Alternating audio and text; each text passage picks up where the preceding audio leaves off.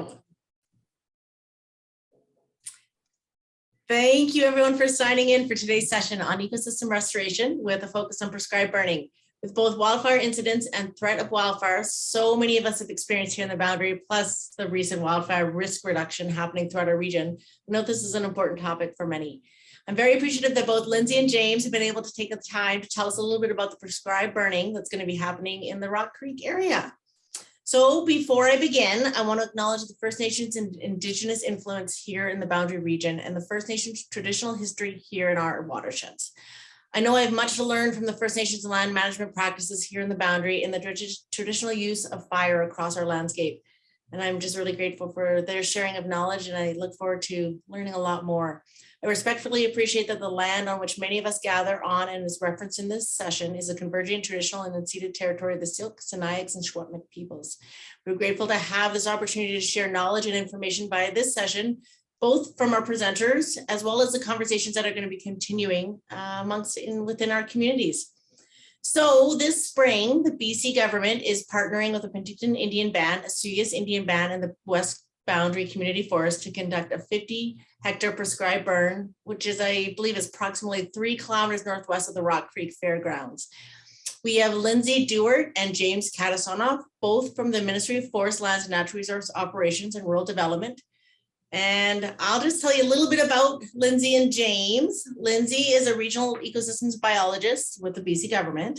She works to manage several species at risk projects in the region and plans ecosystem restoration projects, well, to improve wildlife habitat in the Boundary area. And James is a wildfire officer and burn boss in the Boundary and has worked for the BC Wildfire Service for 26 years. He coordinates all things fire, including prevention, preparedness, detection, response, and suppression. And I suspect many of you have seen James over the time in the last couple of years. So I'm Christina Anderson, watershed planner for the regional district of Kootenay Boundary, based here in Grand Forks. And I'm really excited to have this session and have this time here. So I know at the end of the presentation, both James and Lindsay provided contact information.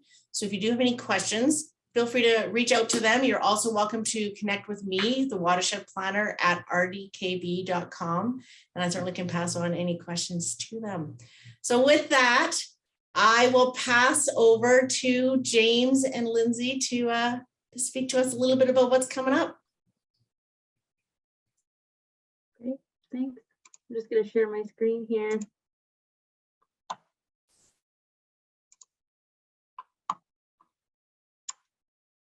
Can everybody see that?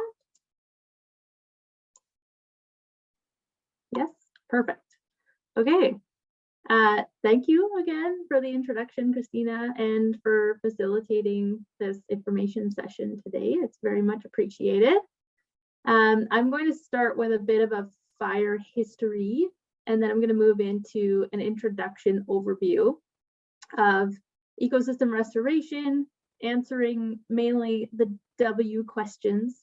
So just very generally, what is ecosystem restoration?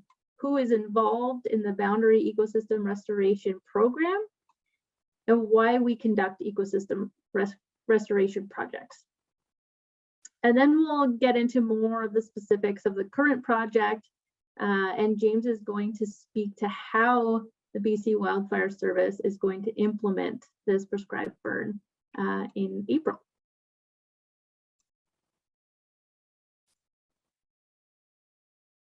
So fire suppression has grown significantly over the last century with good intentions of protecting communities and natural resources, but without the knowledge of the associated impacts to ecosystems. These two images taken near Fairmont, BC, are a really great example of how we have changed our landscape through fire suppression. So the photo on the left is from 1906. And the photo on the right is from 2019. And we can see the open grassland ecosystems in the valley bottoms and open forests on the far slopes, which once actually supported bighorn sheep. And that's in the left-hand image. And then on the right of what it looks like today, it's very much overgrown with dense trees, and it no longer provides that sheep habitat that it once did. So when fire is not permitted to burn naturally on the landscape, tree seedlings begin to encroach on grasslands and shrublands, and forest canopies become much more dense, not really allowing as much sunlight and water to reach the understory vegetation.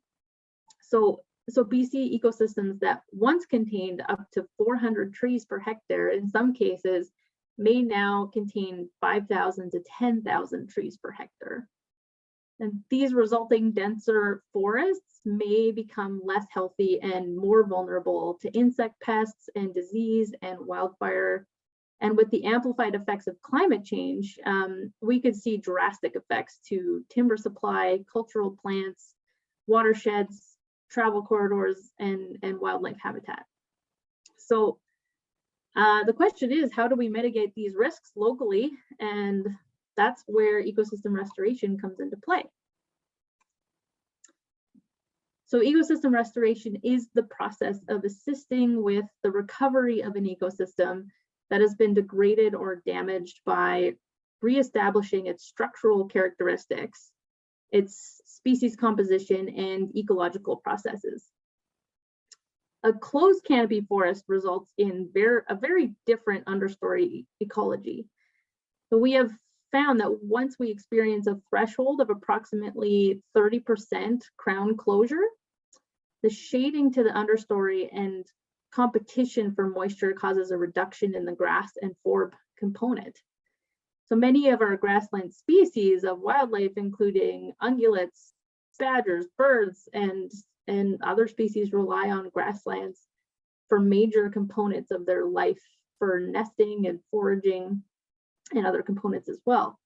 So these images on the slide here, they show a degraded ecosystem on the left-hand side with an it's overcrowded with young trees. And then on the image on the right, it's a restored ecosystem after a controlled burn, which is one of several ecosystem restoration treatments. It was implemented to remove that dense understory of the young saplings.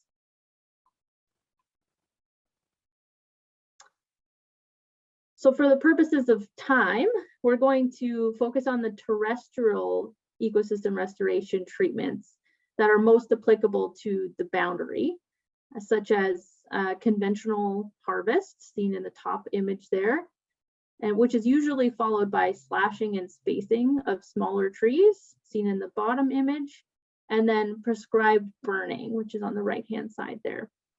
And all of these treatments help to restore light and moisture to the understory that was previously available under the low to moderate fire regimes. Additionally, important wildlife features within these sites, they're identified prior to the treatments and they're protected during operations. And there's also a lot of invasive plant treatments and grass seeding that go into these sites as well for restoration. So the general process for ecosystem restoration projects is to work with partners and stakeholders to identify high priority sites with overlapping values. And I'll go into these values a little bit later in the presentation.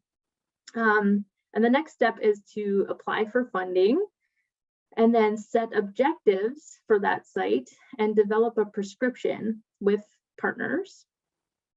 Then we establish a monitoring strategy. We implement the prescription, and then we monitor the site and assess the prescription for its relative success, and then attempt to maintain the site as well afterwards in the long term. So early collaboration with parties that represent the resources is absolutely key in the conception phase to align land management objectives and for more effective and efficient planning ahead of time. And I just wanted to list which parties are involved in that boundary ecosystem restoration project. So I've provided all the logos for the different partners here. It really takes a village to implement these projects. They're large scale. From the planning phases to the groundwork, there's a lot of different people involved, and these are the companies and organizations that either support the program with funding expertise and knowledge, or are directly involved with the work on the ground in the implementation of the prescription. So you might be asking yourself how we choose a site for ecosystem restoration when the effects of historic fire suppression are so widespread. And there are a lot of considerations that go into how to choose these sites, both ecological and operational. And firstly, typically, is there money available? That's the main question to answer before starting any planning operations. And what part of the land base is actually operationally feasible and cost effective to run one of these projects? And secondly, are there values that are at risk, and will they benefit from the treatment? And thirdly, what is the spatial scale and timeline of the project? So these are all kind of considerations that come into play when making these decisions. So historically, BC's ecosystems have been shaped by wildfire and intentional burning by Indigenous peoples. And the role of fire is particularly evident in the province's drier ecosystems, like the Boundary region, which experienced more so frequent low-intensity fires in the past that helped produce a resilient and diverse and productive landscape.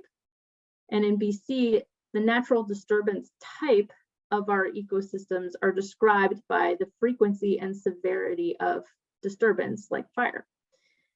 So the sites we consider for ecosystem restoration treatment in the Boundary are mostly within natural disturbance type 4, which is characterized by frequent stand maintaining events.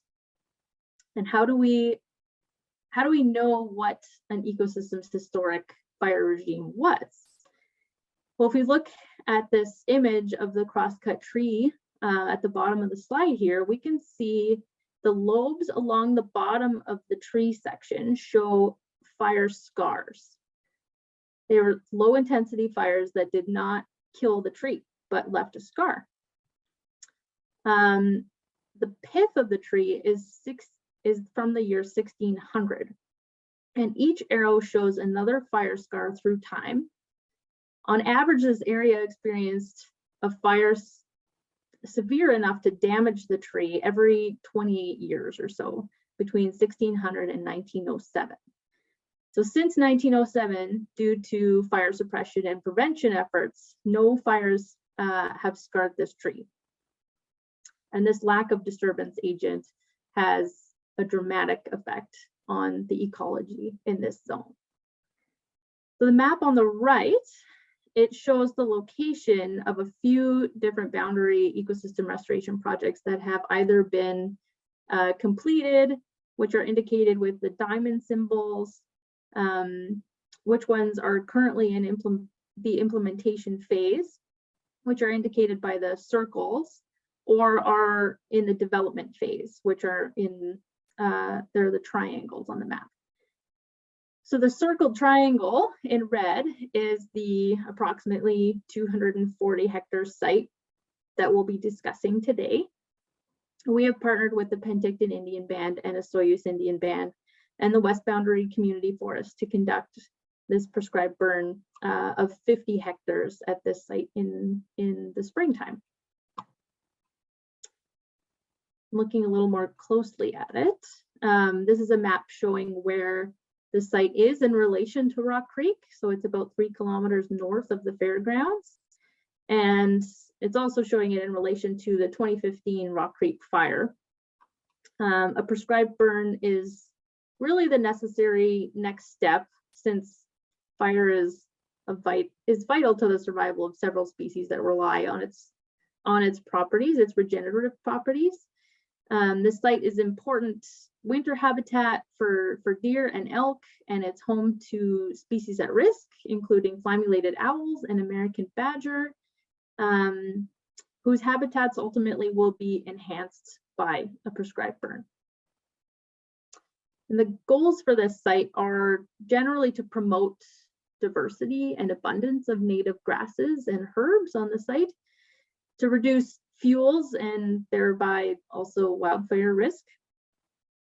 We'd like to enhance flammulated owl habitat to ensure their continued presence at the site. And we'd also like to provide sufficient and secure habitat for ungulates and other species as well.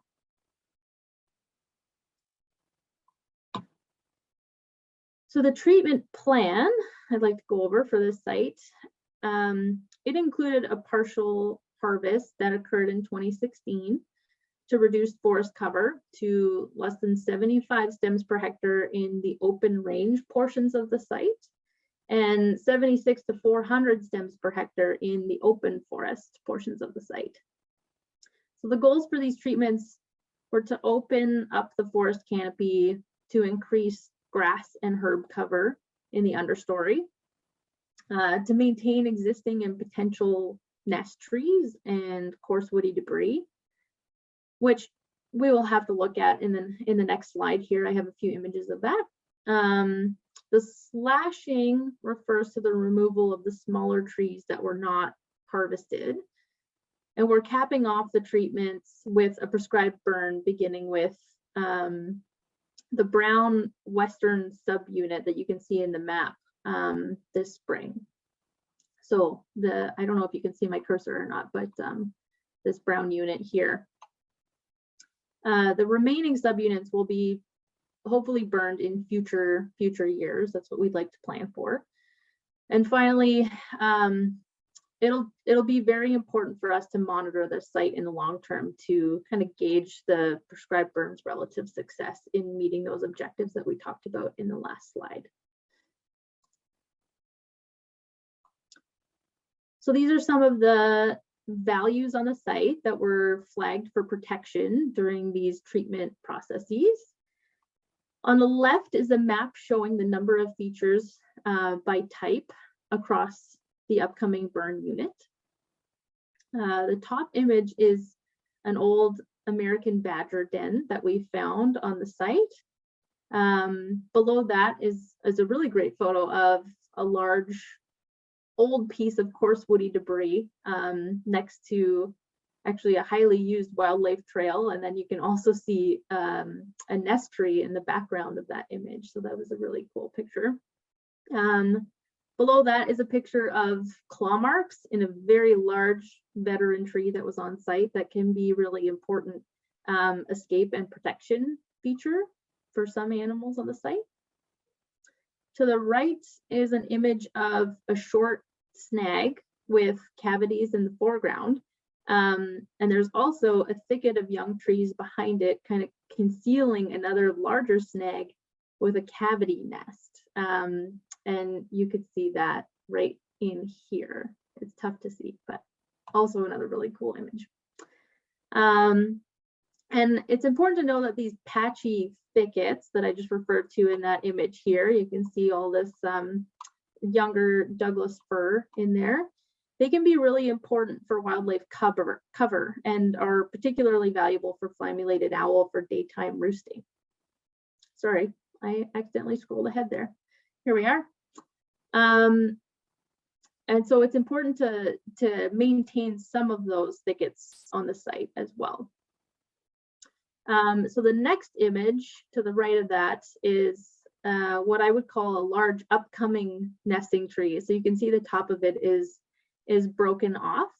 And so that the middle part of that tree is going to rot, and it's going to be available for cavity excavation in the near future, which will be important for nest tree production, I guess, future production.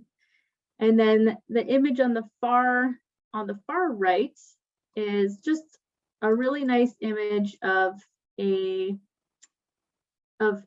nesting tree, a large cavity that you can see right here that was likely made by a pileated woodpecker that may or may not now be used by another bird like the flammulated owl, which are secondary cavity occupants, I guess. They can't actually excavate cavities on their own, so they rely on birds like the pileated woodpecker to create them for them.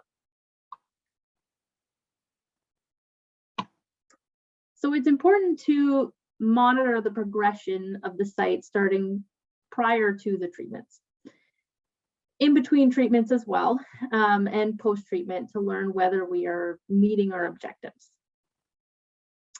So there are plots within both open forest, which are seen as the blue hashed marks on the map, and an open range, which are seen as green kind of grassy parts on the map there. So the monitoring that we conduct within our ecosystem restoration treatment sites are vegetation, species diversity and abundance. We have photo plots, which we will see in a little bit here as well. There's invasive plant monitoring and treatments, as well as wildlife monitoring, depending on the species of interest, using things like remote cameras and pallet plots and bird surveys and things like that.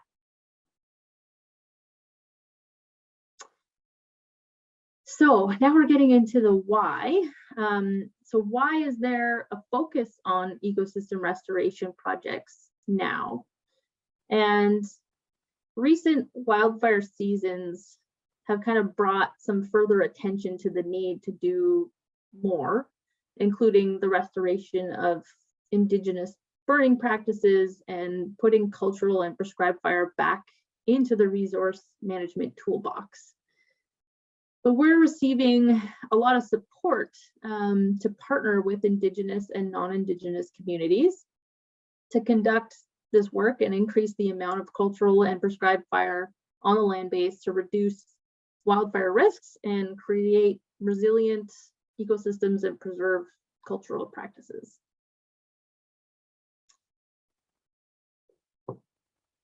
And further, cultural and prescribed fire can meet a multitude of other land management objectives that we haven't discussed today, including benefits to range and agriculture, as well as improved forest health and silviculture benefits, and as we have discussed, wildlife habitat improvements.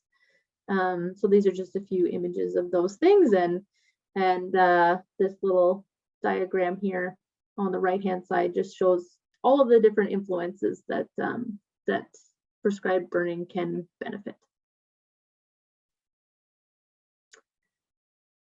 So due to the removal of stems and fuel within ecosystem restoration sites, they also serve to reduce the risk of catastrophic wildfires, which the community of Rock Creek is all too familiar with after the, I think it was approximately 4,500 hectare wildfire that happened in August of 2015.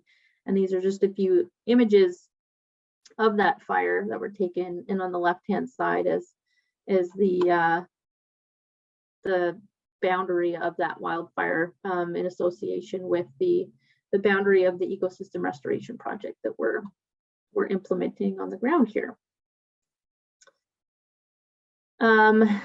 So these are images from a photo plot, which I discussed earlier as a monitoring strategy within the Rock Creek wildfire area. And these photos are from before and after the fire happened.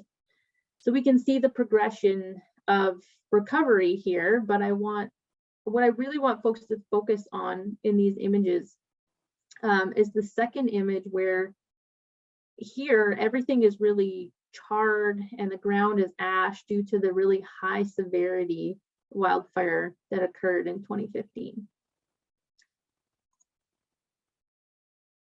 And then this is another photo plot from a prescribed burn project, where we're still looking at the progression of a prescribed and controlled burn using more low to medium severity fire rather than the high severity fire that happens within wildfire typically. We can see that there are similar results in the end as with the wildfire, but with much less associated risk. We can see in that second image there that there's a lot less damage to the site with that low to medium severity fire that took place.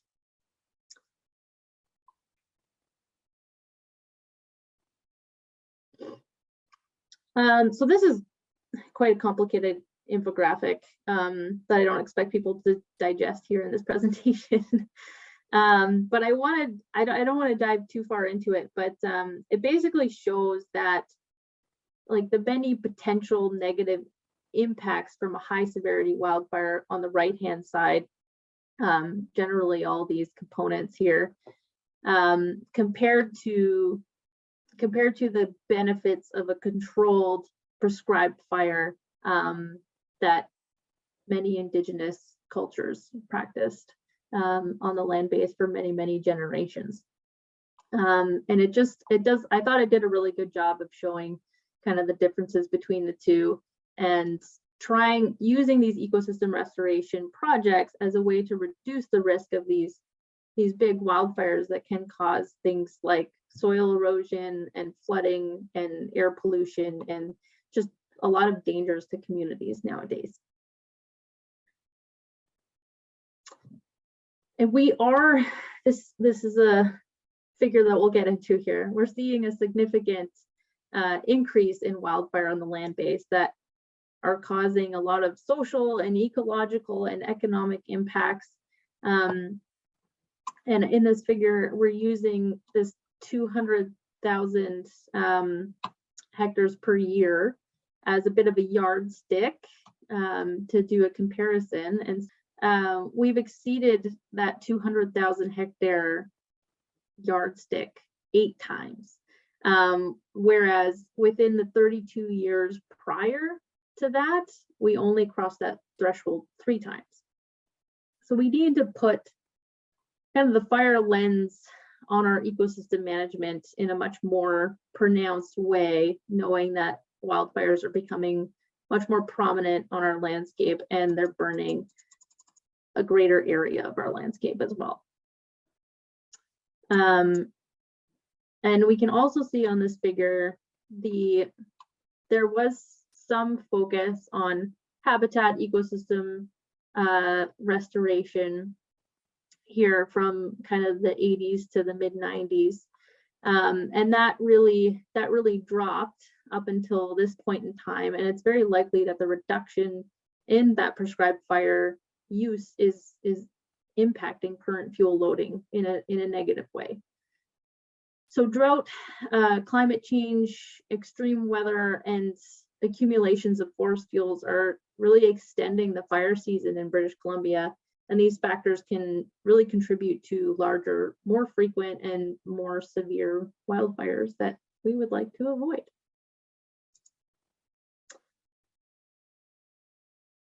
So it may have, and it's occurred to me, but it may have occurred to you during this presentation that it isn't all that feasible to make much of a significant improvement using these ecosystem restoration treatments, given that the negative impacts on our ecosystems are, again, so widespread. But this figure is showing that we are not the only ones that are conducting these types of projects on the land base. And many different organizations and departments are conducting similar projects. And the UN actually predicted that 2021 to 2030 will be the decade of ecosystem restoration. And if we continue to work together to introduce more low intensity fires into the boundary region under very carefully controlled conditions, we can really help to restore and create more resilient ecosystems to help protect nearby communities and benefit watersheds and wildlife populations and also the timber supply. So that is it for me. And now I'm gonna toss it over to James to talk about the how and the implementation of this burn. I will stop sharing. You can take it from there, James. Okay, thank you, Lindsay. I'll share my screen here. Excited to be part of this project, and thanks, Lindsay, for that presentation. That was excellent. So I will at this point try to shed light and describe more of, kind of paint the picture of the operational project of the prescribed burn treatment on this site. And there's typically a lot of questions of kind of how we conduct a prescribed burn and some of the processes that go into that. So I'll hopefully shed some light on that and answer some of those questions in this presentation. So the picture here, if folks are wondering, this is another prescribed burn we did last year adjacent to Grand Forks. The Gibbs Creek burn went really well. Shows a good example of that lower to moderate intensity wildfire that Lindsay was referring to. This site here, all these trees survived, and although it looks quite intense, it was on target for the project. So the Kettle River prescribed burn project, as mentioned, the overall treatment site's about 240 hectares, and we've split that up into approximately 5 subunits that made sense from kind of a terrain feature aspect and kind of with the lens of conducting the ignitions and the prescribed fire element, where it made sense to, where fire was going to progress along a slope, where it was easy to stop it, where there was existing roads and terrain features that made sense to do these smaller subunits. So in this spring project, this spring, we're going to be focusing on this 50 hectare subunit, which is the lowest on the slope and most western edge of the whole treatment area. So in the background, we've put together a burn plan for this project, and specifically for this 50 hectare site that really identifies a lot of planning that goes into prescribed burn. Everything from community notifications to kind of the operational details, the amount of people that have to be on site, the type of water delivery we have to have on site, the type of weather patterns. So there's a lot of planning that goes into in the background to really get a successful burn implemented. And for this one in particular, we're going to have approximately 28 staff from BC Wildfire, Penticton Indian Band, and the Soyuz Indian Band. And likely this burn is going to take place over about 2 to 3 days of ignitions and control, we call it, where we light up the site fully and then control the perimeter and let the interior more kind of self-extinguish and smolder, and monitor that as that happens. So located in the site, as mentioned, the West Boundary Community Forest, and those pre-treatments of thinning and harvesting and slashing have already occurred in this, and this prescribed fire is one of the final phases of this multi-year project. And a benefit specifically to this project is it's also close to communities and close to the interface, so that wildfire risk reduction element that happens, the lowering of the intensity of these fires around communities really gives firefighters and suppression agencies options if there was a fire in the middle of summer, options for control, and lowers the intensity in and around communities. So this particular project serves dual purpose of both wildfire risk reduction and ecosystem restoration. As mentioned, to elaborate a bit more on the fuel load density, in the ponderosa pine Douglas fir fuel type, annual needle casting from the ponderosa pine and the existing trees really does build up the ground fuels, and that needle bed can potentially get really deep under some of these large trees that haven't experienced kind of low intensity fire to keep that reduced on a regular basis. So really the reduction of that lighter fine fuels, we call it, is a real goal of this treatment, as well as some of the smaller trees and the thick dead debris that's encroached all throughout the site. So in preparation for this burn, Lindsay mentioned there some of the values on the site, and our crews have been working with Osoyoos and Penticton folks there to really get into some of these identified higher value trees and nesting trees and thickets. And we've been placing we've either been placing handguard around some of these with Pulaskis and shovels, and really just creating a barrier around some of these features to reduce the chance of them being compromised in the burn.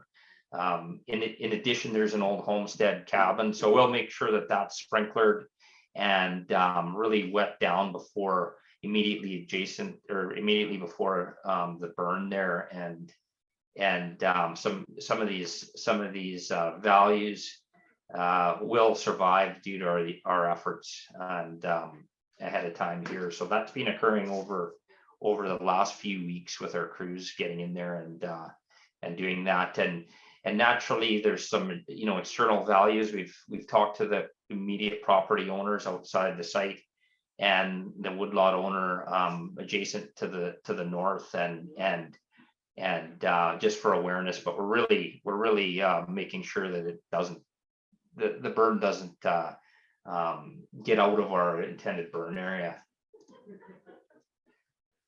So with that 28 staff, just to give a bit of idea of how we organize into the kind of the burn team is we have a burn boss that'll be overseeing the burn that day. I will be on site being the local wildfire officer, and really we organize into kind of two parallel teams: an ignition team and then a holding team. And our holding team, a good way to view the holding team is really taking on a traditional fire suppression role. So they'll be maintaining the perimeter, running the hose lay, the pumps, and really making sure that the fire remains contained in the burn unit, in the planned burn unit, while the ignition team does their thing. And I'll get into a little bit more detail.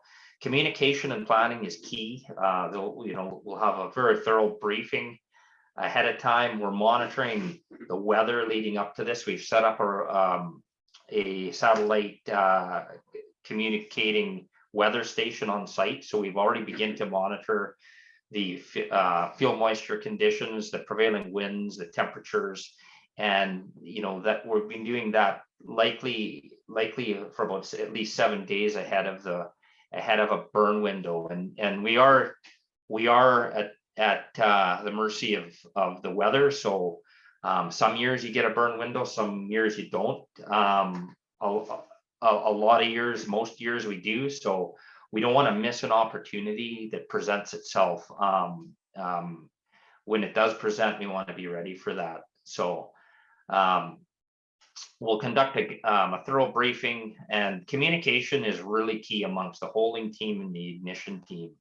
Everyone has to be clear on the objectives, clear on the communications, clear on all the safety elements, and then ultimately know their role and then implement the burn. So take a little bit of the holding plan that we got for this burn is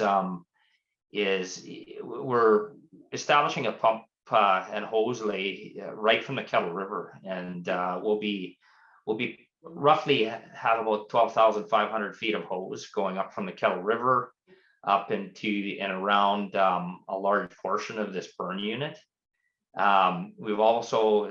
We'll be establishing some water bladders. We have 2,500 gallon water bladders. You can envision them kind of like a large swimming pool that you get from Canadian Tire or something like that, but a lot more durable and able to kind of withstand some abuse there in the field.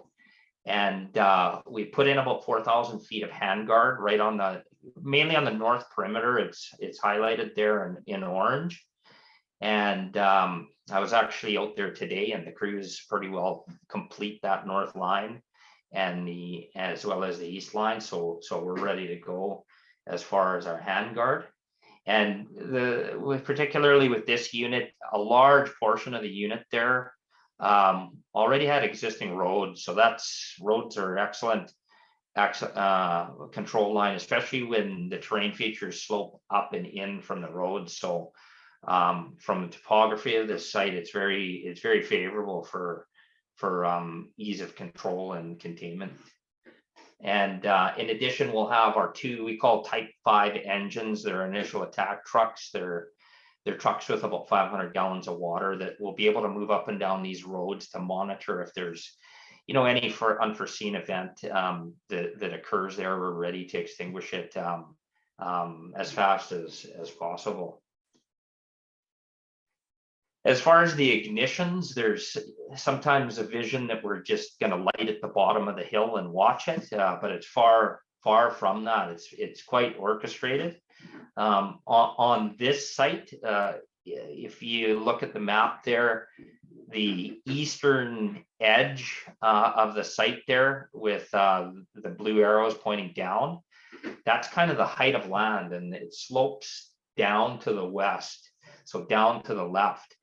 So what we typically do when we have a slope is we start ignitions at the top of that slope, and we create a black kind of cap along the top of that, and then we slowly move down the slope. And what tends to happen is these strips kind of burn into black, and they go away because it's already burnt. So you just monitor kind of the intensity of the fire, and you keep burning strips, and you move down and you move down and you move down, and you may have one or two ignition teams doing that, and it's very orchestrated. They're working in conjunction with the holding team to make sure one's not getting ahead of the other. The holding team needs to cool down a section of the fire. They'll be communicating for the ignition team to stop what they're doing and wait for them to catch up. And they're really in sync as they bring the ignition kind of down the slope and tie it into the road. As we're doing ignitions, there's a lot of different ways you can increase or reduce the intensity of the fire. And it's done with, you can see in the photo there, an ignition team, they use a drip torch, and they're doing kind of a strip pattern of ignition, and you can increase or lower the intensity by the amount of torches, the width of the pattern. You can narrow the pattern out, you can widen the pattern, and part of it is we want to get enough intensity to achieve the objectives. So sometimes we're actually putting more torches in to increase the intensity because we're not achieving an intensity of high enough that we want. And likewise, if the intensity is too volatile, we can reduce that by reducing the amount of strips being put on the ground, or changing the pattern to kind of what's called a point ignition pattern. So you can see in the picture to the right, if we're getting too much intensity too quick, we'll do a kind of a point pattern, and instead of strips, we'll just be dotting, and it takes a little bit more time for them to merge and then to build up intensity, and it's a way of just slowing down the fire just by modifying the ignition. And the center picture there is a really good example of what we call bowl firing. So if we have a value, one of our value trees that are that we want to protect, we'll have some staff that will be out ahead of the main ignition, and they'll basically, what they do is they light right at the base of the tree, and then it gains momentum going out, opposed to a kind of a head fire hitting those trees with a large flame front, which will increase the chance of that damaging the trees. When you bull fire a tree, it kind of builds some guard around it with some burnt black there to protect the tree, and likely there'll be staff with backpack pumps putting out the fire right at the base of the tree as they're doing it. So there's a lot of methods to really increase the intensity or lower the intensity, as well as protect some of those values as we move along through the ignitions. So post burn, one thing we like to kind of put up the majority of our smoke in good venting and optimum conditions. So we're really watching the weather for that optimum venting, which typically means cooler air aloft, and smoke and heat want to rise and disperse in the atmosphere. So we really want the majority of that smoke not to impact the community and get dispersed and rise to a high level of the atmosphere during our ignition days. And then post ignition, we're likely to see kind of a lot less smoke, and there'll still be smoke visible in the interior. Some of the larger stumps or the larger logs that have fire in them will continue to smolder, but it's within the black of the fire, and with really no risk of gaining size of that fire, because it's kind of contained within the core of the burn. So post ignition, we will be monitoring. We'll have people out there every day to make sure there's nothing threatening the perimeter. We wouldn't want to kind of a wildfire to escape the edge of the burn. So we're really watching the perimeter, making sure the perimeter is cold and low risk to expand, and just monitoring these internal fuels to make sure that they're self-extinguishing. Springtime's perfect for that. It's not extreme drought. The interior should self-extinguish relatively fast, and then we'll just be monitoring to make sure that smoke is not impacting the community in any way, where we may go in and mop up some heavy fuel that might be producing too much smoke that's undesirable. So the pictures there again just show kind of another prescribed burn, and you can see this type of ecosystem really can withstand fire. Like you can see that the August 2006 photo there, one would almost assume that there's a lot of damage to those trees, but they're built for fire, and a lot of them, if it's a low intensity surface fire, it does nothing more than kind of prune some lower limbs, thin out the understory, and a lot of the larger trees survive, as was mentioned earlier. And that's kind of all I had at this point to kind of paint the picture of how the prescribed fire will occur when the conditions begin. And we're looking at potentially a window next week, but we'll monitor that and see what happens. And that's all I got. Thank you very much, James. So how would people know that the fire is going to happen? So should everyone just sort of expect that the conditions are ready, that it will potentially happen next week or within the next 2 good weeks? Good question.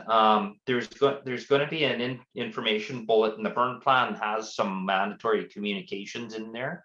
So there will be an info bulletin likely by the end of the week or early next week that'll hit all the social media sites, and kind of the local radio likely will put it on the radio, and it'll be sent out kind of widely distributed, probably either the end of this week or early next week.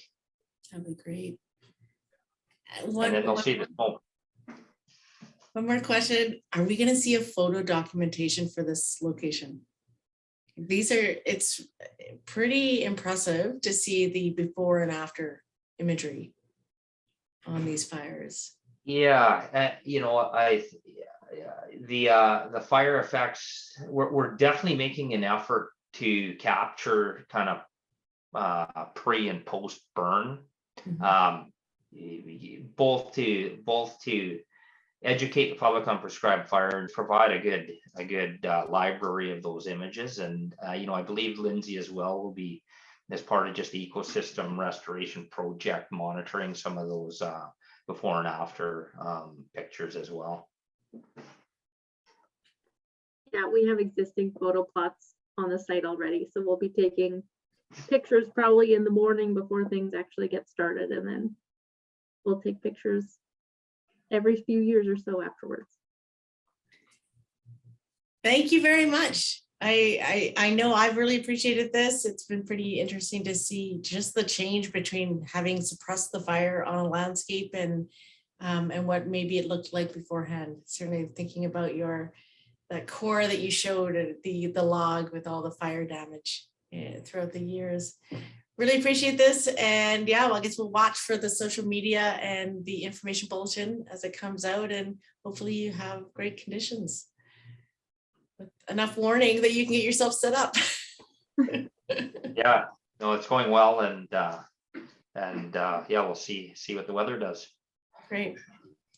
All right, on that note, thank you, and look forward to hearing that it all went well. And have a good day. Thank you, you too. Thank you.